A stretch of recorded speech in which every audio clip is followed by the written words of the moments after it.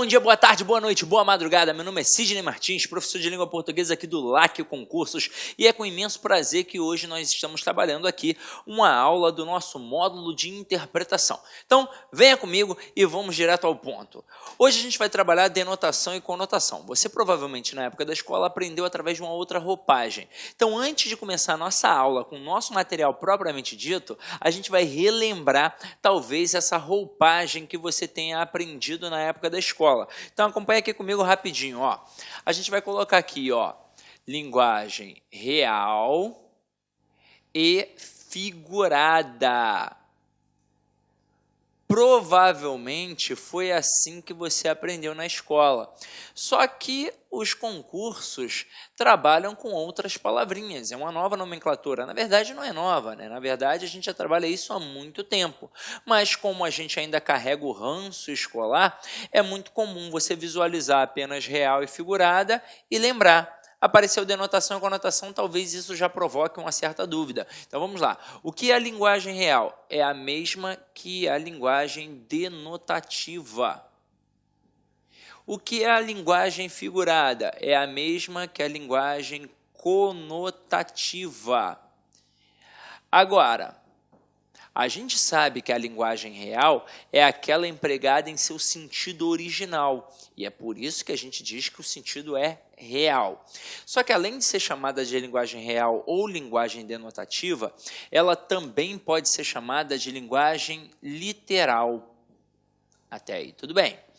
Agora, é a linguagem figurada, que é aquela empregada fora de seu sentido original, portanto, fora do sentido real, ela também pode ser chamada de conotativa.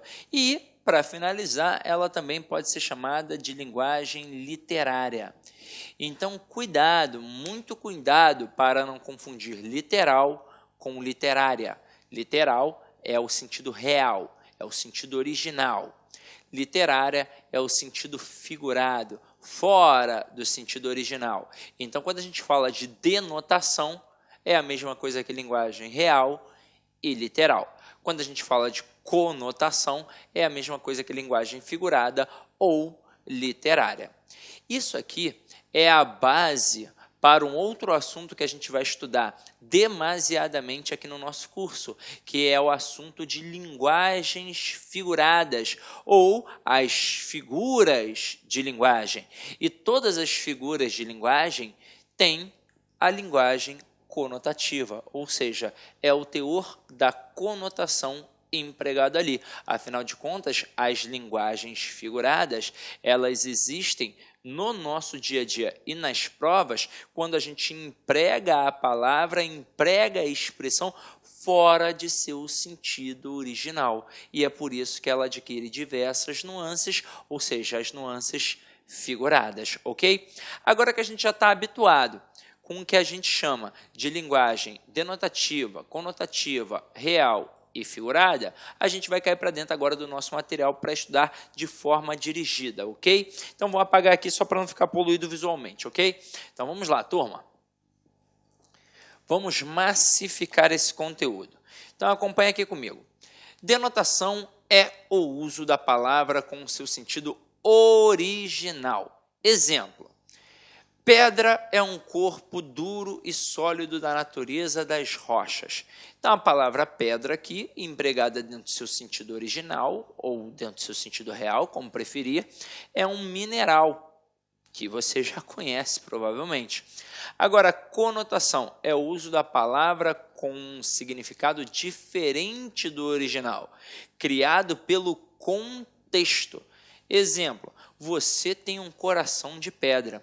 Então, a palavra pedra aqui agora não foi empregada mais no sentido original. Não é a pedra mineral. Aqui, ele está utilizando a palavra pedra com uma bagagem semântica para mostrar que a pessoa é uma pessoa, né, que tem um coração, não sei se ruim, mas um coração de pedra seria aquela pessoa que não é capaz de amar, que não é capaz de se doar, então acaba adquirindo outras possibilidades dentro de um contexto. Até aí, tudo bem? E a gente tem vários exemplos para poder citar.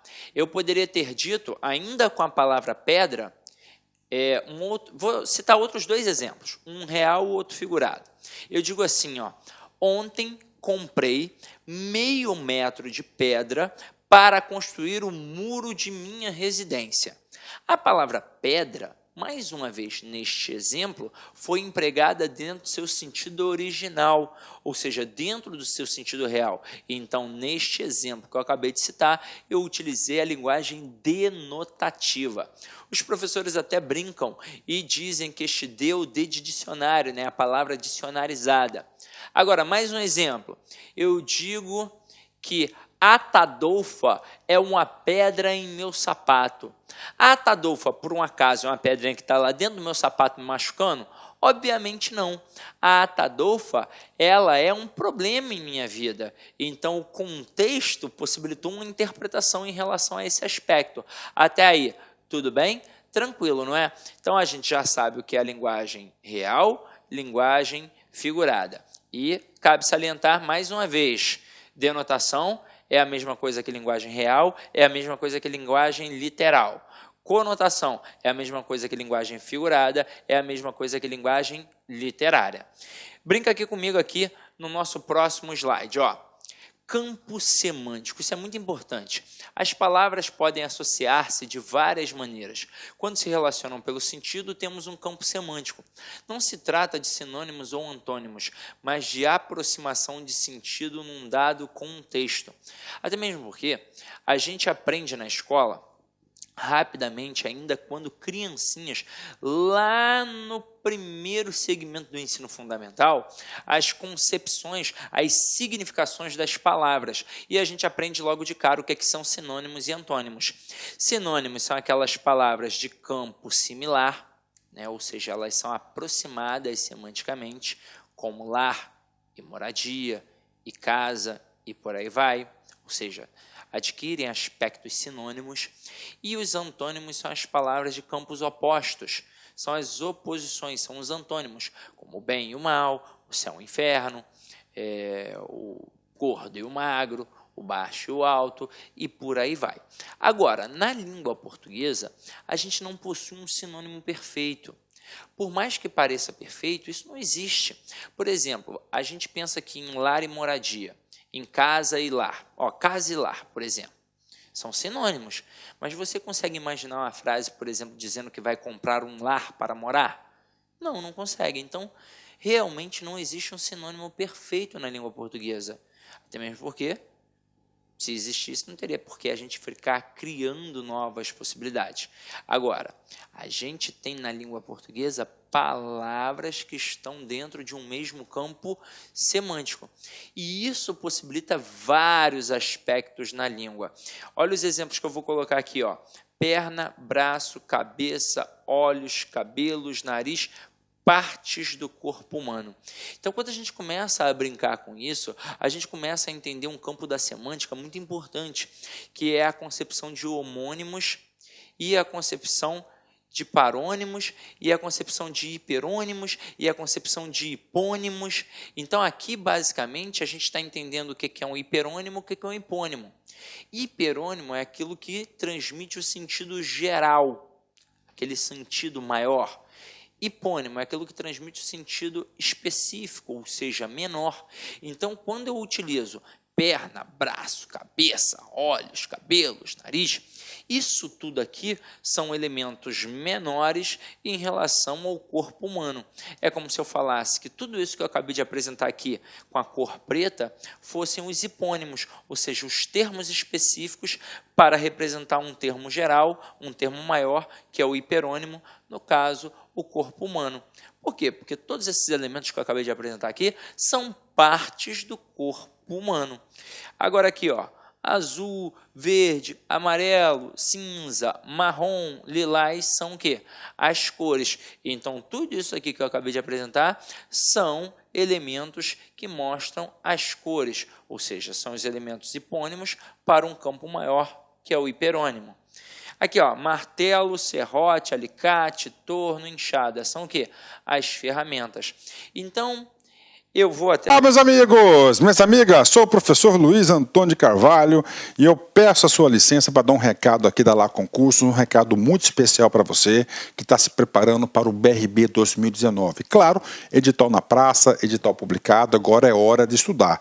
E nós, aqui da Lá Concursos, nós elaboramos um super curso, um curso muito competitivo para este certame. E pode ter certeza absoluta, se você assistir todas as nossas videoaulas, você vai estar muito, mas muito competitivo para o dia da prova. Isso eu te garanto. Nós fizemos 2 super reforços para esse concurso. Primeiro, a área de conhecimentos bancários e a área de legislação específica. Esse edital, como é sabido de todos, né? Esse edital trouxe aí várias disciplinas que normalmente não são cobradas em concursos de carreiras bancárias, mas nós temos a expertise aí suficiente para promover esses assuntos de forma didática que você aprenda e, claro, que você pontue. Bacana, meus amigos? Então, olha só, esse vídeo aqui no YouTube é uma aula demonstrativa que nós estamos apresentando para vocês, tá? Uma aula demonstrativa. O material de apoio dessa aula está lá no site, mas o curso completo está lá no site. Nós temos aí apenas 70 videoaulas aí do nosso curso. Nosso curso nós temos mais de 200 videoaulas, só aulas novas específicas de leis aí, de RID, lei de dados pessoais, lei anticorrupção, que nós temos aí, são mais de 22 aulas específicas, novas, gravadas exclusivamente para o concurso do BRB. O nosso curso, atenção, ele custa apenas 10 parcelas de R$20, 120 dias de acesso, e você vai ter direito também ao nosso projeto pedagógico, que é o Personal Coach, que é o estudo regime de metas. Vale a pena você conhecer, vale a pena experimentar. Bacana, pessoal? Pessoal do YouTube, então tá aí. Vamos lá, continua o seu vídeo aí até o final dessa aula demonstrativa aqui da LAC, ok? Fui! Tchau! Citar mais o último, né? Batata, abóbora, aipim, berinjela, beterraba, legumes. Diante disso, turma, quando a gente trabalha palavras de mesmo campo semântico, a gente começa a aproximar os significados e a gente começa a trabalhar em cima de uma coerência. Exemplo que eu vou citar aqui para vocês. Vou criar um pequeno texto que a princípio pode não fazer muito sentido. Então eu coloco aqui, ó, sei lá, alimento, legume, batata e, sei lá, morango. Aí eu pergunto, a priori, imaginando isso como um texto, faz algum sentido? É coerente? Aí você vai olhar, vai analisar e vai falar, opa, tem uma incoerência ali, Cisney. Aí eu vou perguntar, por quê? Ora, porque morango não é um legume. Então, beleza, morango é uma fruta. Aí quebra a sequência lógica do nosso texto. Aí eu vou colocar, então, batata de Marechal. Muito famosa aqui no Rio de Janeiro, fica ali perto da estação de trem, perto da Praça de Marechal, muito famosa. Então vamos lá. Agora eu tenho alimento, legume, batata e batata de Marechal. Faz sentido, não faz sentido? Então aqui eu tenho um texto coerente. Então eu parti aqui do geral para o específico. Aí pensa comigo, é possível que tenha um texto que seja coerente e não seja coeso? É possível que tenha um texto coeso e não seja coerente? É possível. Mas isso a gente vai trabalhar apenas na aula de coesão textual. Eu só chamei aqui agora para que você fique atento em relação a aspectos de campos semânticos. Então, quando a gente tem palavras aproximadas que fazem parte de um mesmo campo semântico, isso nos traz o quê? Um entendimento, isso nos traz uma coerência. Então, vamos lá. Eu quis mostrar apenas que por mais solto que os elementos, né, apareçam aqui, você pode perceber que elas estão o quê? Aproximadas dentro de um campo semântico. Então, sempre vai fazer sentido para você. Se eu começar a falar areia, coqueiro, brisa suave, isso vai fazer você pensar em quê? Em praia. Então, a gente tem de entender que dentro dessa denotação e dentro dessa conotação, as palavras que são associadas, elas nos permitem um entendimento se aquilo dali está sendo trabalhado dentro do seu sentido original ou se aquilo dali está sendo trabalhado fora do seu sentido original. Vamos pegar aqui, por exemplo, só para que você possa entender, a palavra cabeça. A palavra cabeça ela é uma parte do corpo humano. Então, se eu simplesmente disser que Leonardo está com dor na cabeça, eu utilizei a palavra dentro do seu sentido original, que é uma parte do corpo humano. Mas se eu pegar e falar que o Leonardo é o cabeça da turma, eu já empreguei o quê? Fora de seu sentido original. Então, eu empreguei numa concepção conotativa, figurada, para dizer que o Leonardo, por exemplo, é o cabeça da turma, na verdade é o líder da turma. E aí, a gente, diante de todo o aspecto semântico, a gente permite uma nova possibilidade através de um contexto diferenciado. Agora, nem sempre vai ser fácil a gente identificar assim com tanta exatidão se o valor é real ou figurado. E aí nós estaremos diante da ambiguidade. Acompanhe aqui comigo, ó. Nem sempre é possível identificar com facilidade o valor denotativo ou conotativo nas frases. Nesses casos, temos uma ambiguidade. O que é ambiguidade? É uma expressão passível de mais de duas interpretações, pelo menos duas, ou mais de duas. Ok? Se só tem uma interpretação, não é ambígua, eu entendo. Agora, a partir do momento que a gente começa a trabalhar a ambiguidade, a gente abre um leque para que a estrutura não seja entendida. É um erro linguístico. Eu devo evitar este erro na hora de produzir um texto. Afinal de contas, eu não mencionei no início da aula, mas interpretação e redação são basicamente os mesmos aspectos. A redação nada mais é de que uma interpretação ao contrário. Então, muitas coisas que a gente estuda para poder fazer um texto, para fazer uma redação, a gente estuda para entender o texto, para entender uma interpretação, ok? Então, se eu estou produzindo um texto, eu evito, porque a ambiguidade, ela, na verdade, confunde a cabeça da pessoa que está lendo, confunde a cabeça do leitor.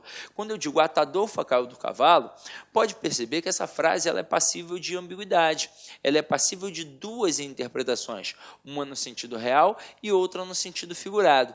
No sentido real, o que significa a frase Atadofa caiu do cavalo? Aí você em casa fala assim, Atadofa caiu do cavalo. E você não desconfigurou a ambiguidade, continua a ambiguidade. Aí você vai falar, mas para mim faz todo sentido. E é por isso que a gente às vezes acaba cometendo o erro da ambiguidade. Porque para você naquele momento que está ali, envolvido com aquele texto, envolvido com aquele contexto, para você está muito claro. Mas o cara que não está envolvido naquele contexto, na hora que ele lê, ele pensa assim, mas dá para interpretar de outra forma. E realmente dá. Aqui, quando eu pego no sentido real, o que aconteceu com a Atadofa? Ela levou um tombo do animal. E no sentido figurado, o que aconteceu com ela? Ela se deu mal em alguma situação, que independe, não é verdade? Pode ser qualquer tipo de situação, pode ser no trabalho, pode ser na casa dela, pode ser em qualquer local, na escola. Então, ela levou um tombo do animal, sentido real, e na outra, ela se deu mal em alguma situação.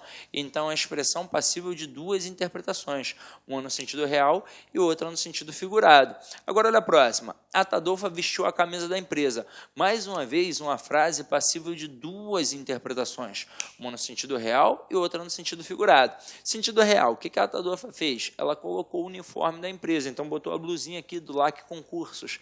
Agora, e no sentido figurado? Ela passou a trabalhar com mais afinco, com mais vontade, com mais empenho. Isso que significa vestir a camisa da empresa. Então, mais uma vez, uma frase ambígua. E aí, como é que eu desconfiguro isso? Acabei de citar os exemplos. Agora, olha a próxima. Atadofa encontrou Jocrete em seu quarto. Isso aqui é para mostrar que nem sempre a ambiguidade tem de ser obrigatoriamente uma frase no sentido real e outra no sentido figurado. Basta ser passível de mais de duas interpretações, de pelo menos duas, não é verdade? Então, aqui eu sei de quem é o quarto? Não sei. Então, o pronome possessivo seu ali, ele foi mal empregado. Eu não sei se o quarto é da Atadofa ou se o quarto é da Jocrete. Não tem como a gente saber. Então, passível de duas interpretações, ou seja, uma frase ambígua. Agora, olha a próxima. Atadolfo encontrou Jocrete sorrindo. Mais uma vez, para provar que a ambiguidade é apenas um texto passível de pelo menos duas interpretações. Eu não sei quem é que está sorrindo. Eu não sei se é a Atadolfo ou se é a Jocrete. Então, aqui, ó, esse sorrindo aqui acabou provocando ambiguidade. Diferentemente de todas as outras três frases que a gente apresentou, essa daqui eu consigo desconfigurar a ambiguidade colocando uma vírgula aqui, ó, antes de sorrindo. Porque no momento que eu faço isso, eu demonstro que essa estrutura é uma estrutura direta, eu demonstro que a Atadolfo é o sujeito, eu demonstro que a Jocrete é o objeto direto, e aí eu faço com que esta ação última que aparece aqui seja uma ação proveniente do sujeito, no caso, o primeiro elemento que aparece, que é a Atadolfo. Então, agora eu sei que a Atadolfo é que está sorrindo e acabou encontrando a Jocrete em algum local, ok? Tranquilo? Agora, olha o último exemplo. A Atadolfo saiu do salão molhada. E aqui, né, meu companheiro? Passível de múltiplas interpretações, tanto em relação a salão, quanto em relação à molhada. A gente não está aqui trabalhando com criança, então a gente pode falar um pouquinho sobre isso. Quando eu falo do salão aqui, o próprio salão, ele permite uma ambiguidade. Eu não sei se é um salão de uma casa, e é um salão grandão. Eu não sei se é um salão de festas, eu não sei se é um salão de beleza. Então, passível de pelo menos três interpretações. E a própria palavra molhada, ela nos permite algumas interpretações. Eu não sei se a Atadolfo está molhada de suor, eu não sei se a Atadolfo está molhada de água, eu não sei se a Atadolfo está molhada da chuva, né? Poderia ser a água que jogaram nela, mas poderia ser a água da chuva, e poderia ser até inclusive no cunho sexual, né? Molhada. Eu não vou entrar na seara para poder explicar isso, até mesmo porque não cabe aqui, mas você entendeu as diversas nuances, ou não entendeu? Então, eu quero que você pense da seguinte forma: em que contextos, em que situações você vai se deparar com essa ambiguidade? Em duas. Ou na hora de você produzir um texto, e você vai evitar ao máximo, porque o seu texto tem que ser objetivo, tem que ser claro, a pessoa que está lendo, o avaliador lá do concurso, ele tem de entender de forma mais rápida possível, e você vai se deparar isso em questões também de provas, em que o camarada vai colocar assim, ó, dentre as opções abaixo, há uma ou algumas que apresentam ambiguidade, identifique-a. E aí você vai ver aquela frase que apresenta mais de uma interpretação, pelo menos duas, ok? Agora, diante disso, já dá para a gente poder cair aqui em cima de algumas questões. Vamos lá. Olha a primeira questão aqui, ó. Deixa eu apagar aqui, para não ficar poluído visualmente, ó. Assinale o segmento em que não foram usadas palavras em sentido figurado. Então, vamos lá, ó. Letra A. Lendo o futuro no passado dos políticos. Então, se a questão está pedindo aquela que não foi utilizado o sentido figurado, ela está querendo aquela que tenha utilizado o sentido o quê? Real. E aí, quando o cara diz lendo o futuro no passado dos políticos, olha a brincadeira semântica que ele faz aqui. Então, ele está trabalhando através de uma linguagem figurada e não uma linguagem real. Letra B. As fontes é que iam beber em seus ouvidos. Gente, é o ser humano. Olá, meus amigos, minhas amigas, sou o professor Luiz Antônio de Carvalho e eu peço a sua licença para dar um recado aqui da Lá Concurso, um recado muito especial para você que está se preparando para o BRB 2019. Claro, edital na praça, edital publicado, agora é hora de estudar. E nós, aqui da Lá Concursos, nós elaboramos um super curso, um curso muito competitivo para este certame. Pode ter certeza absoluta, se você assistir todas as nossas videoaulas, você vai estar muito, mas muito competitivo para o dia da prova. Isso eu te garanto. Nós fizemos 2 super reforços para esse concurso. Primeiro, a área de conhecimentos bancários e a área de legislação específica. Esse edital, como é sabido de todos, né? Esse edital trouxe aí várias disciplinas que normalmente não são cobradas em concursos de carreiras bancárias, mas nós temos a expertise aí suficiente para promover esses assuntos de forma didática, que você aprenda e, claro, que você pontue. Bacana, meus amigos? Então, olha só, esse vídeo aqui no YouTube é uma aula demonstrativa que nós estamos apresentando para vocês, tá? Uma aula demonstrativa. O material de apoio dessa aula está lá no site, mas o curso completo está lá no site. Nós temos aí apenas 70 videoaulas aí do nosso curso. Nosso curso nós temos mais de 200 videoaulas, só aulas novas específicas de leis aí, de RID, lei de dados pessoais, lei anticorrupção, que nós temos aí, são mais de 22 aulas específicas, novas, gravadas exclusivamente para o concurso do BRB. O nosso curso, atenção, ele custa apenas 10 parcelas de R$20, 120 dias de acesso, e você vai ter direito também ao nosso projeto pedagógico, que é o Personal Coach, que é o estudo regime de metas. Vale a pena você conhecer, vale a pena experimentar. Bacana, pessoal? Pessoal do YouTube, então tá aí. Vamos lá, continua o seu vídeo aí até o final dessa aula demonstrativa aqui da LAC, ok? Fui! Tchau! Um animal que bebe e não a fonte beber nos ouvidos. Tranquilo? Então, mais uma vez, uma linguagem figurada. Letra C. Eram 75 linhas que jorravam na máquina de escrever com regularidade mecânica. Então, esse jorravam não é uma fonte, não é um rio, né, uma torneira que está jorrando água. Na verdade, aqui o camarada trabalhou com a expressão figurada mais uma vez. Agora a letra D. Antes do meio-dia, a coluna estava pronta. Aí você pode pensar assim, ué, mas aí, Sidney, aí então pode ter duas interpretações. Eu posso pensar então na coluna espinhal. Caramba, gafanhoto, não tem como, né? Porque se você coloca assim, antes do meio-dia a coluna estava pronta, só pode ser em relação a um texto jornalístico. Afinal de contas, só se a gente tivesse num texto bíblico e aí Deus estivesse batendo um papo com alguém e falasse assim, ó, eu vou fazer o homem até umas 2 horas da tarde, tá tranquilo? Aí até o meio-dia eu prometo que eu vou terminar pelo menos a coluna espinhal dele. Pô, não é isso. Então é óbvio que cada tipo de questão tem um texto que serve de base.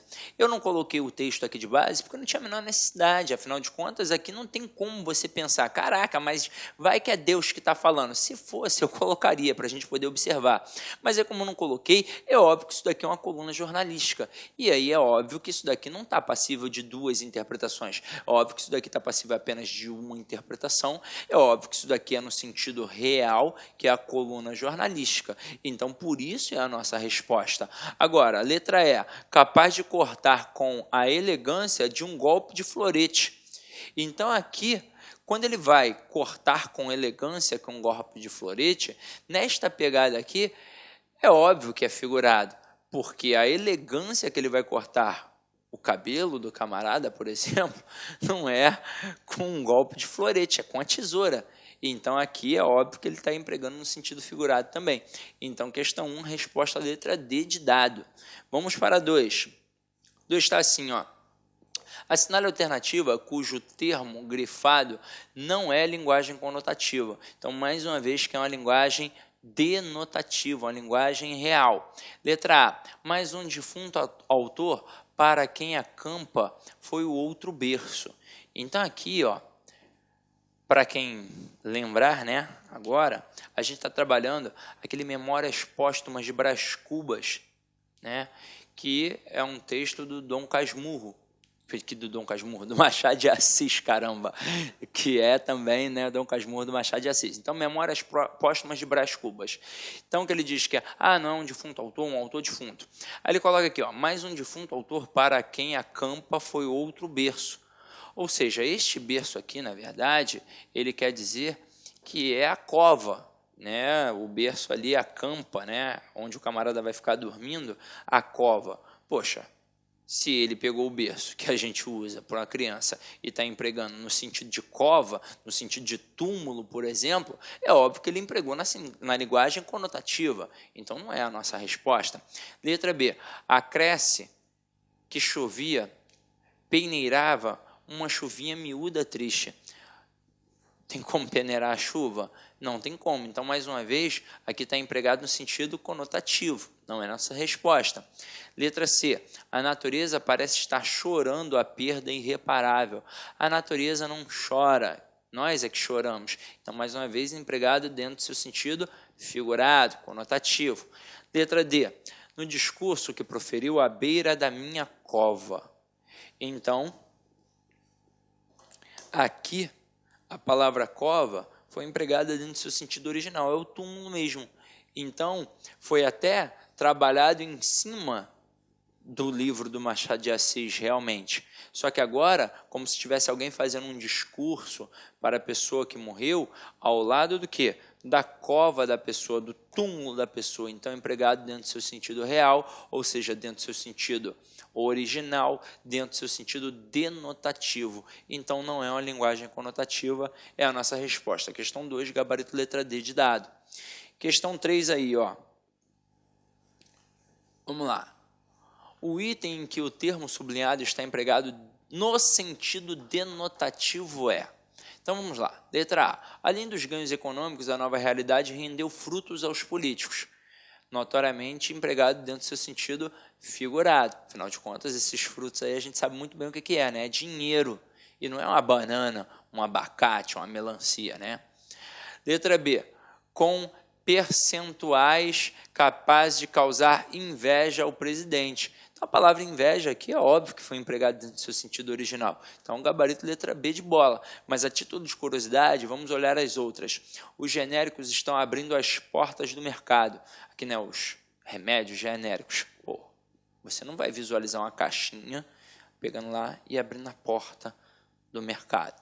Então, aqui foi empregado dentro desse sentido figurado, conotativo. Letra D. A indústria disparou gordos investimentos. E a indústria não dispara nada, né? Você pode pegar uma arma e disparar um tiro. Letra E. Colheu uma revelação surpreendente. A gente é capaz de colher um fruto, sei lá, um legume, né? Sei lá, uma hortaliça, mas não uma revelação. Então, é empregado dentro do seu sentido conotativo. Então, se a questão pedir o sentido denotativo, gabarito letra B de bola, sem sombra de dúvidas. Questão 4.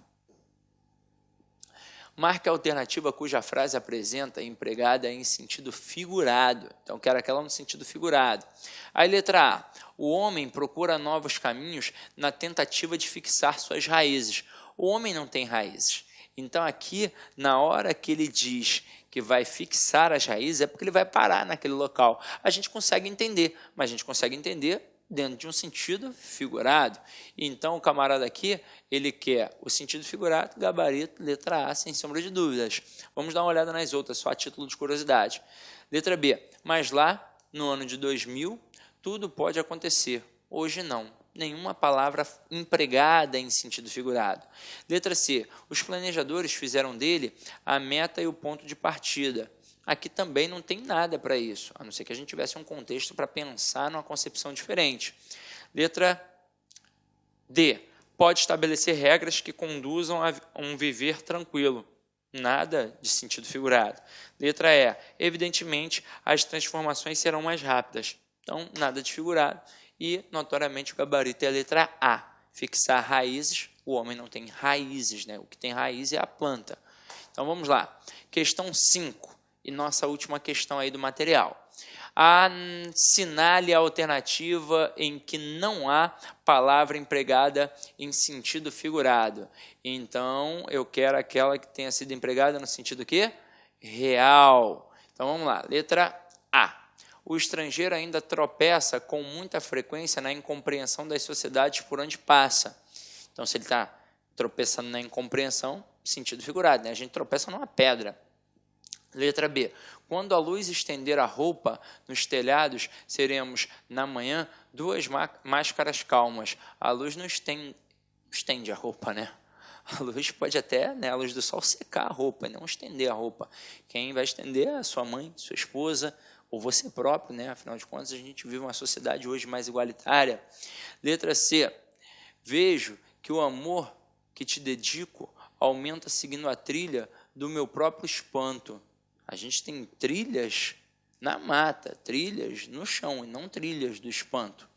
Letra D, não, eu te peço, não te ausente, porque a dor que agora sente não se esquece no perdão. Opa, nenhuma palavra de sentido figurado, então nossa resposta a priori. E aí letra E, sinto que o tempo sobre mim abate sua mão pesada. O tempo não pode fazer assim, né? Pá! Então, sentido figurado, gabarito com certeza, letra D de dado. E galera, para finalizar aí, como é de praxe, né? Uma mensagenzinha bacana, ó. Diante de uma dificuldade, substituo não consigo pelo vou tentar outra vez. E isso é muito importante, afinal de contas, eu quero que vocês entendam, às vezes parece uma loucura, né? Ah, Sidney, porra, depois de uma aula, fácil ou difícil, vem sempre uma mensagenzinha, qual é o intuito? O intuito é fazer com que eu não pare de estudar? Não, o intuito é fazer você realmente entender que a vida é árdua e todos os aspectos que vocês tentam sempre será de forma difícil.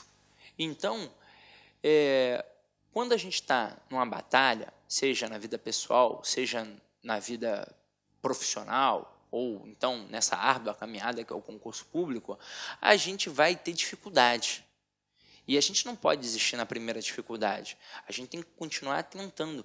Afinal de contas, quando a gente tem uma dificuldade e a gente cai diante daquela dificuldade, não é para desistir. Porque aquilo dali com certeza vai te tornar mais forte. Aquilo vai fazer com que você fique mais maduro. E aí você tem que continuar tentando. Uma hora você vai conseguir.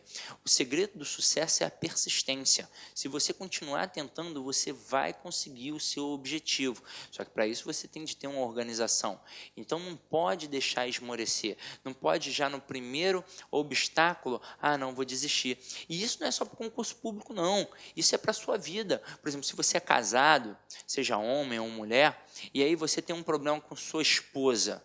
É muito comum um casal recém-casado desistir. Caramba, pô, primeira vez, não estou aqui para aturar isso, eu quero ser feliz, não sei o quê. Mas aquilo dali, meu companheiro, minha companheira, é só uma pedra no seu caminho. É melhor encontrar pedras no caminho do que pedras nos rins, não é verdade? Então, se você simplesmente, vou desistir, você vai arrumar outra pessoa e vai continuar com o mesmo problema. Porque você não vai mudar.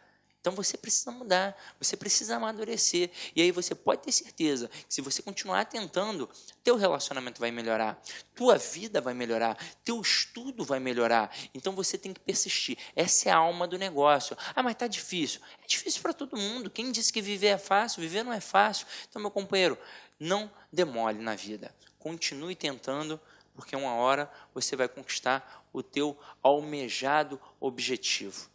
Que, no caso aqui, quando você está estudando uma videoaula, é passar numa prova de concurso público. Pode ter certeza, a tua hora vai chegar, tá? E aí, para finalizar mesmo, avaliar a aula, porque é de extrema importância, afinal de contas, a gente faz com todo carinho.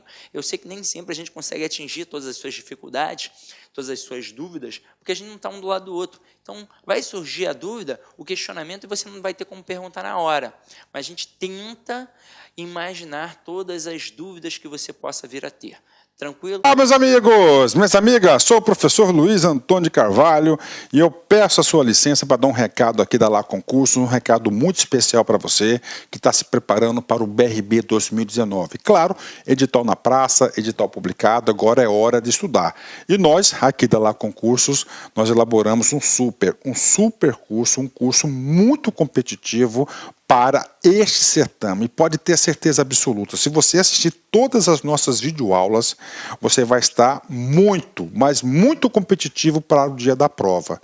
Isso eu te garanto. Nós fizemos 2 super reforços para esse concurso. Primeiro, a área de conhecimentos bancários e a área de legislação específica. Esse edital, como é sabido de todos, né? Esse edital trouxe aí várias disciplinas que normalmente não são cobradas em concursos de carreiras bancárias, mas nós temos a expertise aí suficiente para promover esses assuntos de forma didática que você aprenda e, claro, que você pontue. Bacana, meus amigos? Então, olha só, esse vídeo aqui no YouTube é uma aula demonstrativa que nós estamos apresentando para vocês, tá? Uma aula demonstrativa.